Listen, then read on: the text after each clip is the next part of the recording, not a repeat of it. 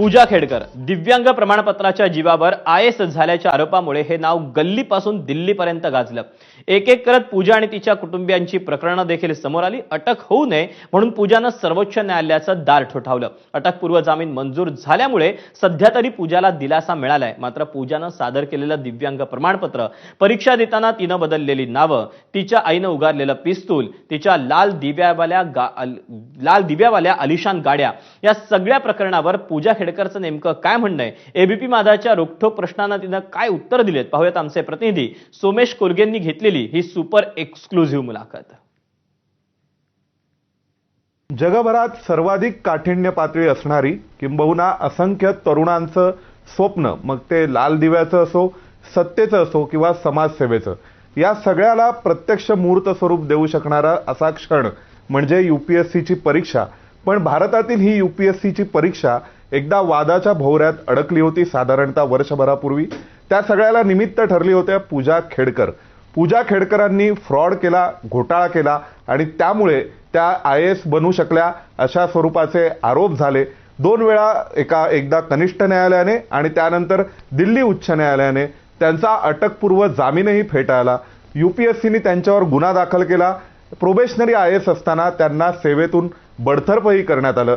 नुकतंच सर्वोच्च न्यायालयाने मात्र अटकपूर्व जामीन मंजूर केलेला आहे। नेमका हा प्रकार काय होता, पूजा खेडकरांवर आरोप काय झालेत, पूजा खेडकरांचं म्हणणं काय, या सगळ्याविषयी त्यांच्यासोबत थेट सवाल जवाब करण्यासाठी नमस्कार, मी सोमेश कोलगे, एबीपी माझामध्ये आपलं स्वागत। आपल्या सोबत आहेत पूजा खेडकर।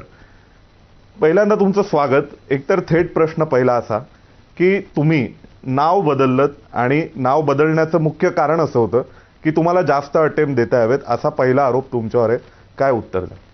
पहिलं तर मी नाव बदललेलं नाही आहे। जसं आता तुम्ही तुमचं नाव सांगितलं, सोमेश कोळगे। सो माणसाचं नाव हे नेहमी युजली जेव्हा आपण वापरतो तेव्हा पहिलं नाव आणि शेवटचं नाव किंवा पहिलं नाव आणि आडनाव, तसं माझं नाव हे पूजा खेडकरच आहे। पहिल्यापासूनही ते होतं, आत्ताही तेच आहे। बट मी माझ्या आईंचं नाव 2014ला गॅझेट नोटिफिकेशन थ्रू लीगली माझ्या नावामध्ये ॲड केलं होतं। त्याच्यानंतर बऱ्याच वेळा मी UPSCमध्ये फॉलोअप घेतला होता की मला त्या नावाने एक्झाम देता यावी।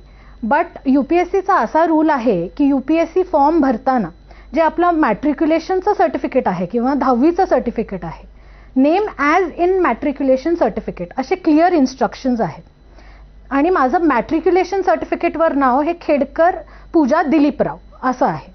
ते चेंज केल्यानंतर मी अनेक वेळा प्रयत्न केले की त्याच नावाने मी UPSCचा अटेम्प्ट देऊ शकू, किंवा कारण ते नाव जे आहे ते माझ्या सर्व्हिसमध्ये किंवा रेकॉर्डमध्ये परमनंट राहणार होतं, म्हणून मी बऱ्याच वेळा प्रयत्न केले। 2014 पासून म्हणजे 15, 16, 17ला देखील मी UPSCला मेल थ्रू कॉन्टॅक्ट केला होता की please let me use my name as per gadget notification. However मला UPSCकडून कुठलीही परमिशन त्यावेळेस मिळाली नाही किंवा कुठलाही रिप्लाय मला त्यावेळेस मिळाला नाही। However I kept my efforts on.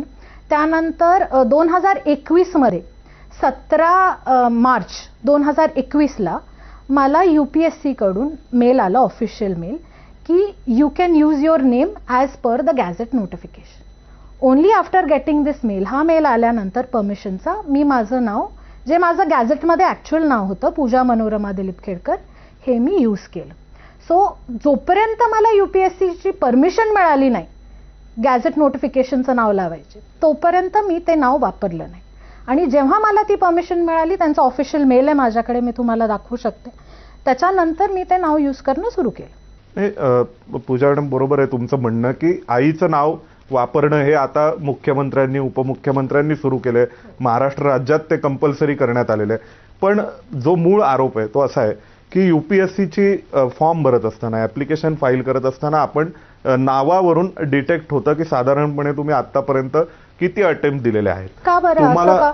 माझे बायोमेट्रिक UPSCकडे आहेत, माझे सगळे ID कार्ड UPSCकडे आहे, माझा पासपोर्ट, माझा आधार कार्ड, माझं 10वीचं सर्टिफिकेट, हे सगळं UPSCकडे आहे, माझी डेट ऑफ बर्थ सेम आहे, माझा ॲड्रेस सेम आहे। ह्या सगळ्या गोष्टी सेम असताना असं कोण का विचार करेल की नाव हे एक, म्हणजे there is no malafide intention in that, because when we say it's such a big constitutional body आहे आपल्याकडे, तर त्यांना फक्त नावाने डिटेक्ट करता येईल असं अज्युम करणं आय थिंक ते खूपच नाईव्ह असेल. म्हणजे असं पण, कोणी का त्याची अज्युम जी करेल? ऑनलाईन सिस्टीम आहे, सॉफ्टवेअर आहे, तर त्यामध्ये कारण जर आपण पाहिलं तर बघा, म्हणजे 2020 जे स्वतः UPSCने सांगितलं त्यानुसार तुम्ही खेडकर पूजा दिलीपराव या नावाने 8 अटेम्प्ट दिलेले होते. त्यानंतर तुम्ही पूजा मनोरमा दिलीप खेडकर हे 2021ला नाव वापरलं, ज्यावेळी प्रिव्हियस अटेम्प्ट या नावाने 3 होते असं त्यांचं म्हणणं आहे. पुढे 2022ला पूजा मनोरमा दिलीप खेडकर या नावाने 4 अटेम्प्ट पूर्वी दिलेले होते परीक्षेचे, आणि 2023ला पूजा मनोरमा दिलीप खेडकर या नावाने 5 अटेम्प्ट होते.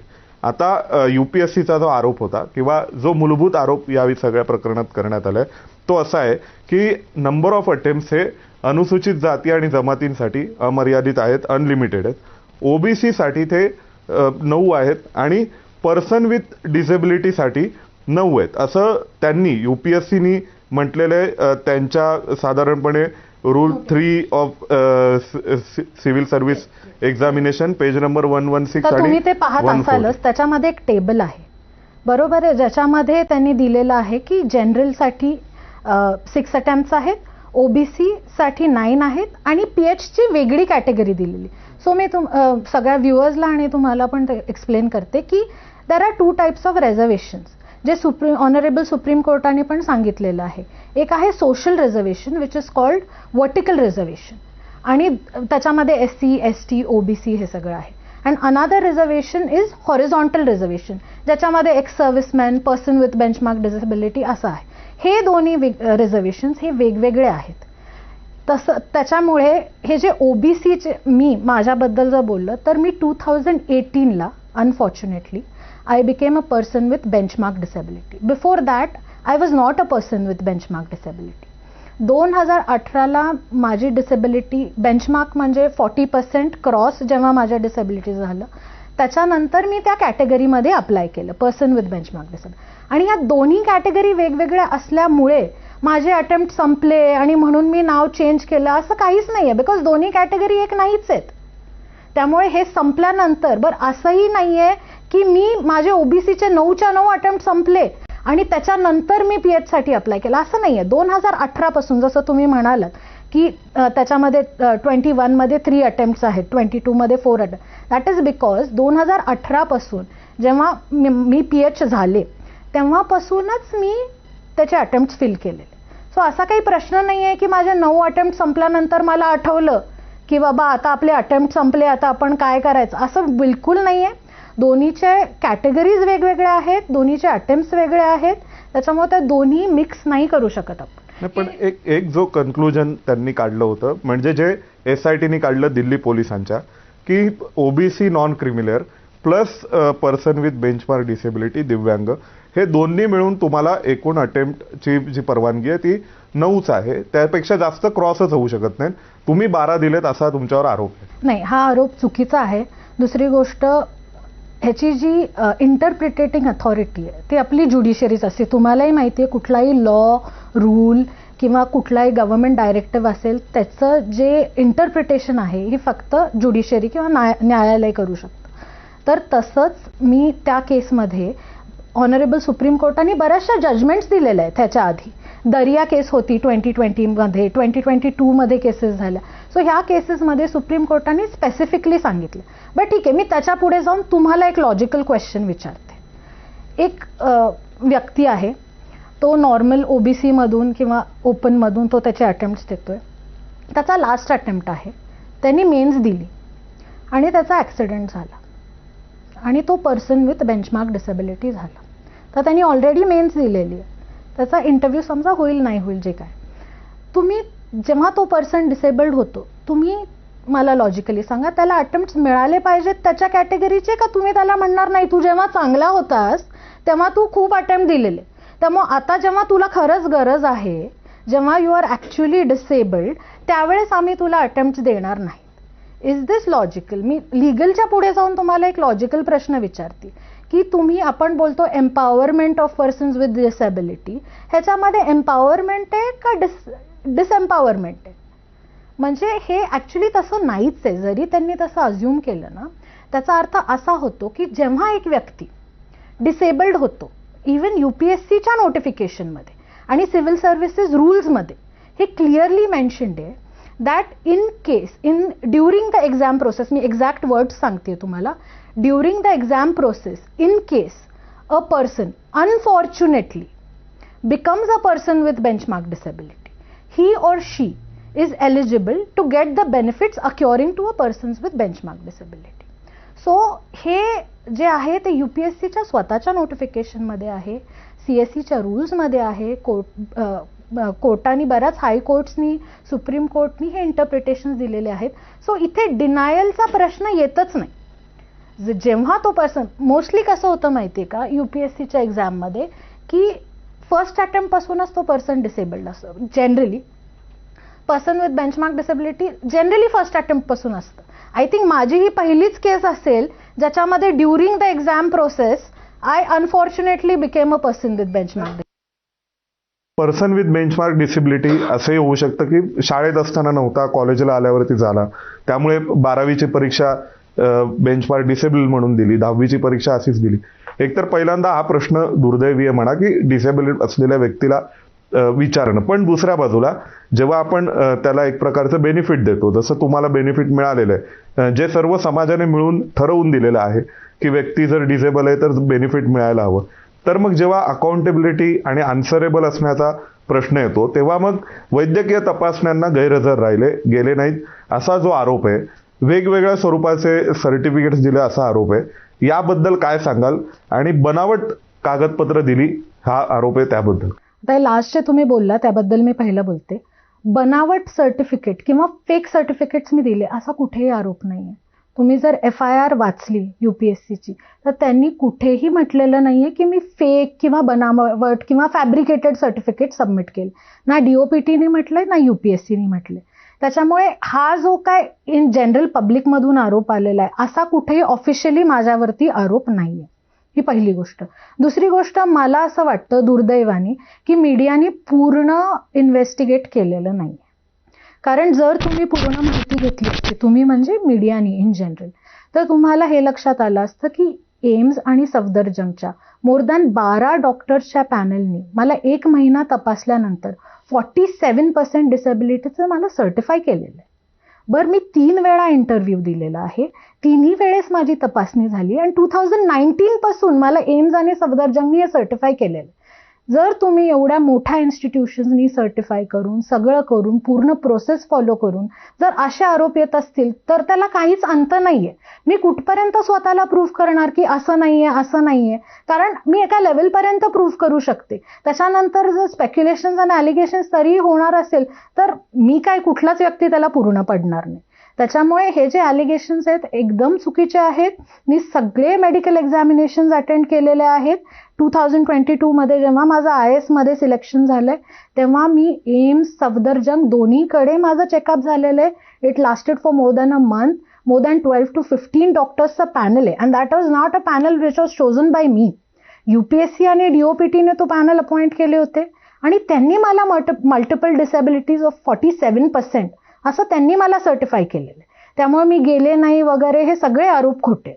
नाही, पण एकदा तुम्ही काही बदला किंवा काही म्हणजे वेळ बदलून द्या किंवा आता एक्झामिनेशन करू नका, मेडिकल एक्झामिनेशन असं काही म्हटलं होतं? ऍक्च्युली काय झालं होतं, 2021 मध्ये माझं जेव्हा मेडिकल एक्झामिनेशन सुरू होतं तेव्हा 2022ची मेन्सची एक्झाम सुरू होणार होती 2 दिवसामध्ये. तेव्हा मी UPSCला आणि DOPTला रिक्वेस्ट केलं होतं की मला एक्झामिनेशन कंप्लीट करू द्या आणि ती झाली की मी लगेच येऊन पुन्हा माझी एक्झामिनेशन कंप्लीट करते. तेव्हा ऑलरेडी माझी 15 दिवसाची एक्झामिनेशन कंप्लीट झाली होती. ऑलरेडी मी सफदरजंगची एक्झामिनेशन कंप्लीट केली होती आणि एम्समध्ये माझं 15 दिवसाचं मेडिकल कंप्लीट झालं होतं. बट अनफॉर्च्युनेटली त्याच वेळेस 2022ची मेन झाली. कारण PHचं जे मेडिकल असतं ते जनरल मेडिकल सोबत होत नाही.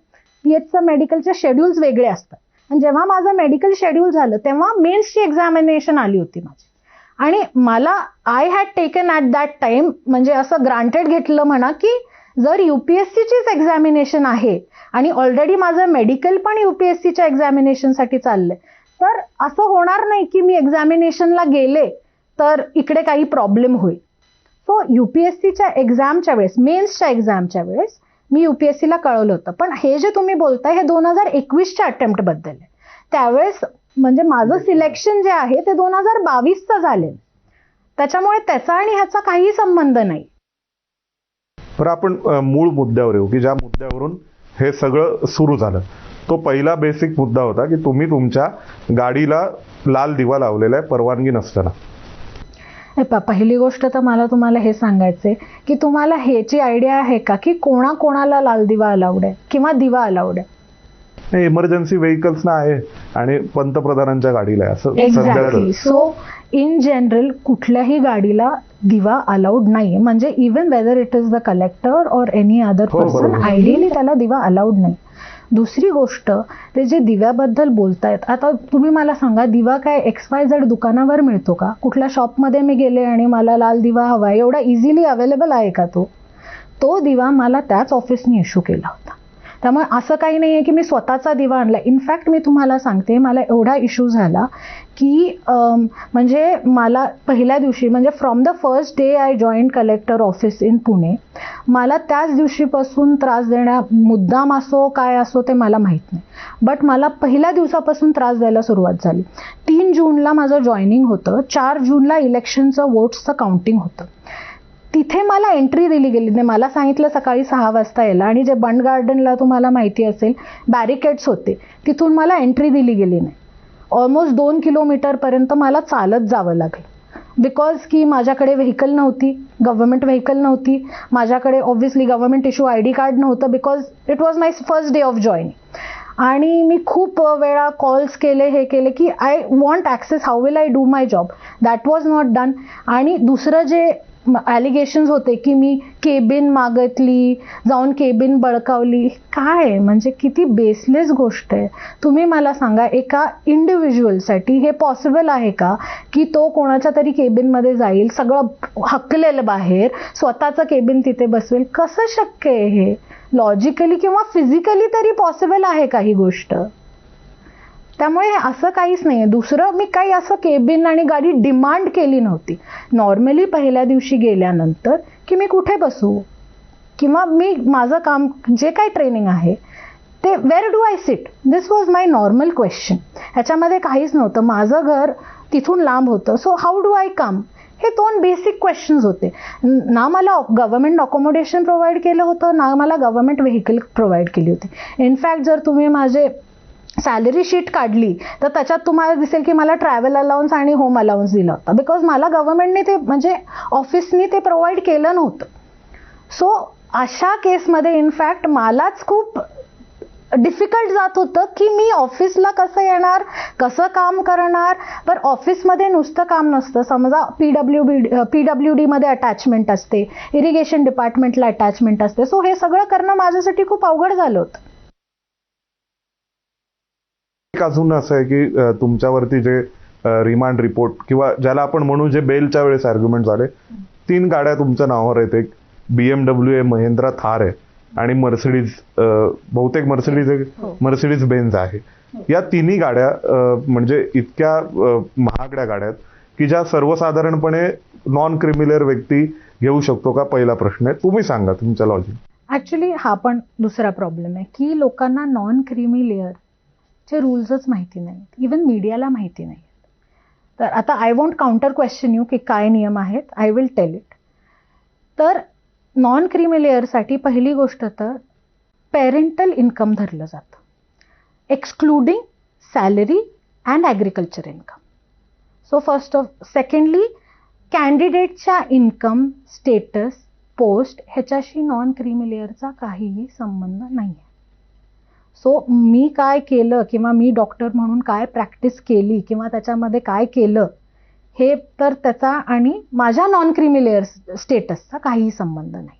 त्याच्यामुळे ह्या गाड्या ज्या लिंक करताय तुम्ही नॉन क्रीमी लेअर स्टेटससाठी, it's a funny thing but I still tell you. नाही काय म्हणजे मी लिंक करतोय असं नाही, म्हणजे इन जनरल लोक जे लिंक करतात. हायकोर्टाने स्वतः म्हटलं की the person with non creamy layer किंवा ज्यांचं लो इन्कम ग्रुप आहे, 6 लाखाच्या कमी इन्कम आहे, त्या इन्कम मध्ये मर्सिडीज बेन्झ, महिंद्रा थार आणि आपण जे तिसरी गाडी म्हटलं BMW, या 3 लक्झरी कार स्वतःच्या नावावर असणं शक्य नाहीये असं कोर्टाने म्हटलंय आणि जे सर्वसाधारण लॉजिक नाही वाटत.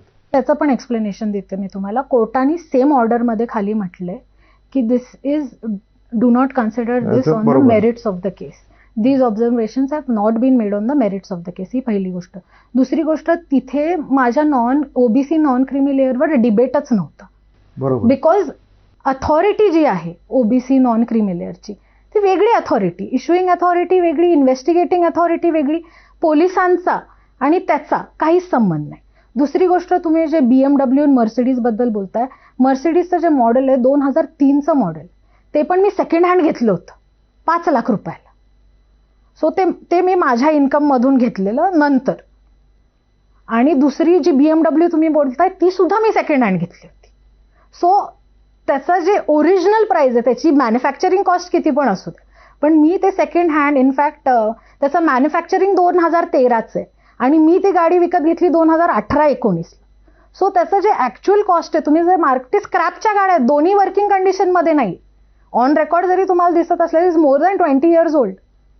त्याच्यामुळे त्या दोन्ही ज्या गाड्या आहेत त्यांचं काहीच हे नाही. आणि थार, महिंद्रा थार मी 2022 मध्ये घेतलेली आणि एक बेसिक गाडी मी माझ्या डॉक्टरच्या पगारातून तर मी तेवढी अफोर्ड करूच शकते. सो त्याच्यामध्ये काही असं हे नाहीये, ते ऑन रेकॉर्ड आहे. असं नाहीये की मी कुठून तरी ब्लॅक मार्केटमधून ती गाडी आणली. ऑन रेकॉर्ड गाडी घेतलेली मी, ते ऑन रेकॉर्ड आहे म्हणून ती तुमच्या नावावर आली. त्याच्यामुळेच मग तसंच जर घ्यायचं असतं तर मग काही पॉसिबल आहे, पण तसं नाहीये. ती मी ऑन रेकॉर्ड घेतलेली आहे, मी माझ्या इन्कम मधून घेतलेली आहे आणि त्या बाकी 2 गाड्या चालत नव्हत्या म्हणून तर ही तिसरी गाडी घेतली.